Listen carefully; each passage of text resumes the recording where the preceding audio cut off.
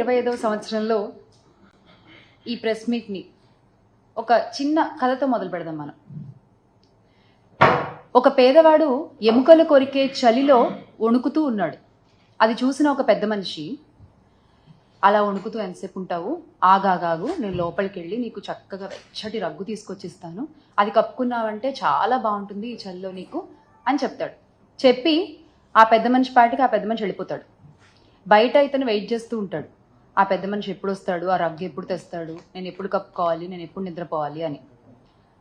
మాట ఇచ్చిన పెద్ద మనిషి ఇచ్చిన మాట సంగతి మర్చిపోతాడు. మరుసటి రోజు ఉదయం ఆ మనిషికి ఆ మాట గుర్తొచ్చి బయటకు వచ్చి చూస్తే అప్పటికి ఆ పేదవాడు చనిపోయి ఉంటాడు. అతని చేతిలో ఒక ఉత్తరం ఉంటుంది.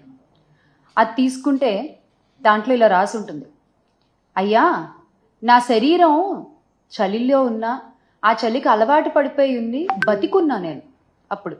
కానీ మీరు కలిగించిన ఒక ఆశ వల్ల, మీరు చెయ్యలేనటువంటి ఒక మాటను మీరు చెప్పడం వల్ల, ఆ ఆశతో నా శరీరం ఆ చలికి తట్టుకునే శక్తిని కోల్పోయి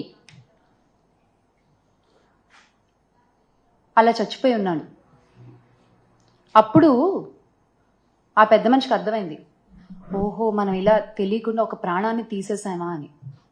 ఇక్కడ ఆ మాట ఇచ్చిన పెద్ద మనిషి ఎవరు అని నేను అడగట్లా, ఆ పేదవాడు ఎవడు అని కూడా నేను అడగట్లా.